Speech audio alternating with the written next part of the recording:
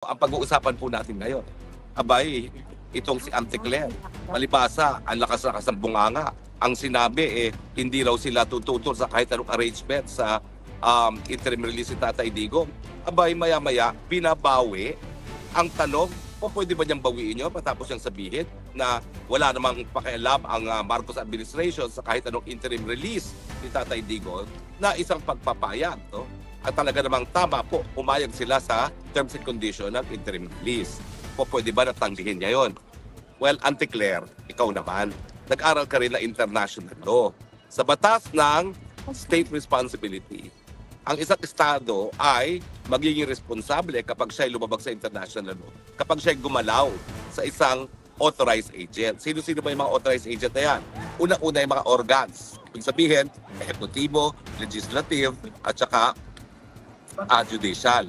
Lahat ng gawain ng taong gobyerno sa ehekutibo, sa legislative, at saka sa hudikatura ay aksyon ng Estado na hindi po pwede ipaliwala. Hindi ka po pwedeng sabihin mo, ay wala akong authority dyan. Dahil ikaw naman ay rapong undersecretary, presidential spokesperson na iyong title, so lahat ng salita mo ay salita ng presidente.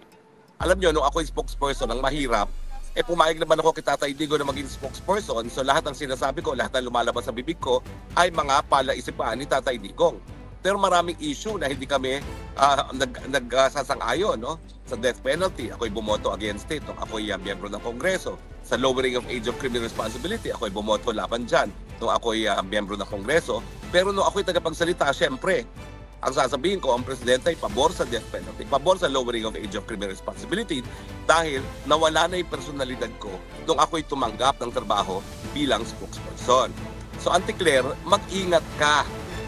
Lahat ng binang salita mo, lahat na nanggagaling sa bibig mo, ay mga salita ng presidente mismo. Dahil ikaw ay ahente ng presidente. At hindi ka pa pwedeng later on, maghugas kamay na akin lang yan ha, kaya nga ang tawag sa'yo, spokesperson. So sa larangan ng international law, tatanggapin talaga na International Criminal Court yung pagsang-ayon sa mga kondisyones ng interim release ni Tatay Digong dahil ikaw ay isang organ ng Estado, isang authorized spokesperson ng presidente. Buti nga, laki kasi ng bunganga mo, tinulungan mo ngayon si Tatay Digong para maka-interim release. Actually, hindi lang buti nga, kundi thank you very much, Auntie Claire, sa laki ng bunganga mo, tinulungan mo ngayon ang aking Tatay Digong makakuha ng interim release. Palakpakan natin si Auntie Claire dahil sa kanyang kalakihan ng bunganga, talagang natulungan niya si Tatay Digong na makalaya. Lagot ka sa iyong amo.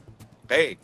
Now, bukod pa po dyan, well, medyo ako'y nagkakaroon ngayon ng alinlangan kasi isinapubliko ko na rinelay ko kay Vice President yung concern ng isang empleyado sa kulungan na natumba nga si Tatay Digong, tumama ang ulo, linabas, dinala sa ospital, ang alam ko in MRI, at ang duda ng empleyado ng detention facility ay hindi pinagbigay alam kay sa pamilya.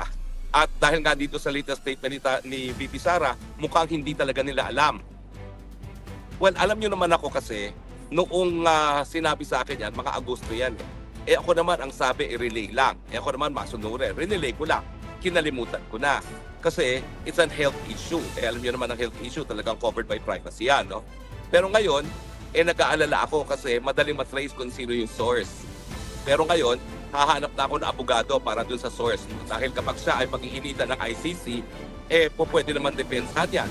Dahil talaga namang merong kapabayaan, meron talagang kakulangan ng ICC. Dahil ang lahat ng nakadetene sa ICC Detention Center, hindi lang ICC ha, pati Dutch government. Dahil yung tulungan na yan ay pag-aari ng Dutch government. So kahit anong mangyari dyan sa mga nakadetene dyan, hindi lang ICC ang responsable, pati Dutch government dahil lupa nila yan at kulungan nila yan, bagamat binigay jurisdiction sa ICC. Talaga namang sentido común. Ano yung sinasabi niyang mga konti-konti dyan na kinakailangan sumunod sa Dutch law bago ilabas ang privacy issue? Hindi privacy issue pinag-uusapan natin. Ang issue lang is, may abirya nangyari sa nakadetene, dapat ba ipag-alam doon sa, o di naman kaya sa abogado? Sentido común po yan. Kahit sa bansa ka nagpa-practice, kahit sa hukuman ka, kapag ikaw ay responsable sa buhay at kalusugan ng isang tao dahil ikaw ay detaining authority at merong abiryang ganyan nangyari, may obligasyon ka na iparating ito sa pamilya o di naman kaya sa abogado. So nagkaroon talaga ng kapabayaan yan. At kapag may nangyari kay Tatay Digong, dahil nga yan ay itinago nila, isinikreto nila sa pamilya, abay marami na pong desisyon ng International Court of Justice na pati ang mga international organization ay binibigyan ng responsibilidad. So, hindi pa po sila off the hook.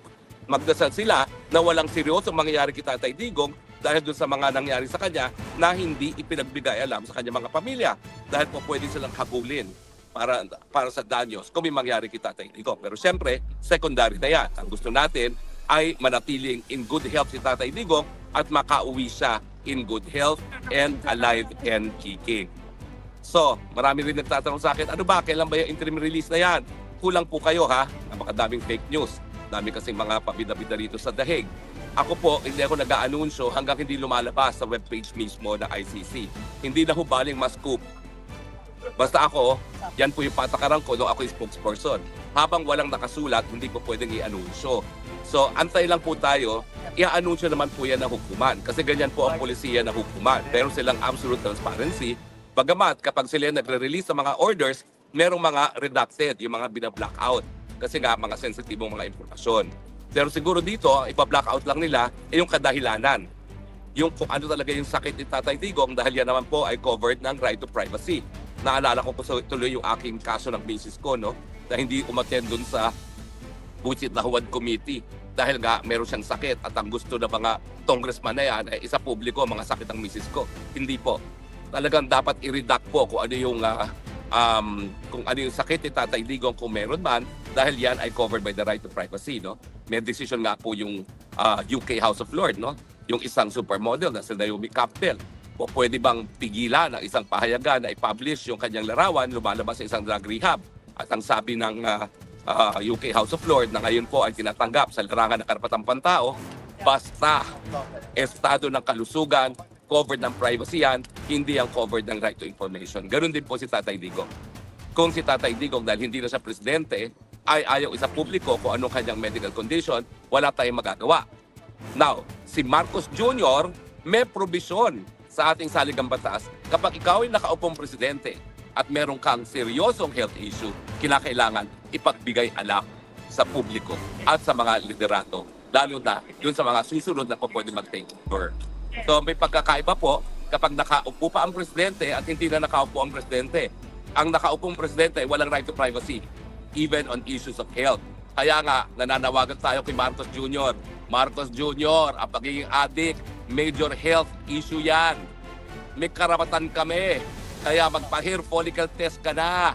Linalabag mo karapatan to information ng taong bayan. Wala kang right to privacy pagdating sa iyong kalusugan, pagdating sa iyong estado ng pag-iisip, habang ikaw ay nakaupong presidente. Kung gusto mo ng privacy, magbitiw ka na. At yan naman ang hinihingi namin. Dahil super ka ng kapalpakan sa iyong administrasyon. Ayan ang lantarang lakawan sa gobyerno. Alam nyo, ngayon lang yan napapansin. Pero what do you expect? Ang pinakamataas na presidente, nasa Guinness Book of World Records, top 5 most corrupt politicians on earth. Natural, lahat ng mga nasa ilalim, gagayahin din ang gawain yan. Nagtataka pa ba kayo? At huwag kayong papayag na naguhugas kamay siya. Siya pa rin ang gumawa ng budget. Siya pa rin ang hindi nag-veto. Siya pa rin ang nagtalaga kay Martin Romualdez bilang speaker. At siya pa rin ang nagkonsente na si Zaldico ay maging chairman ng Appropriations Committee. The buck stops with the president. Kung kayo'y galit na galit sa mga kurakot ng mga congressman at senatong, paggalit din kayo kay Marcos Jr. because the buck stops with him. Hindi po pwede nangyari ang mga kakurukutan na yan kung hindi dahil sa presidente. Sana po yan ay malinaw.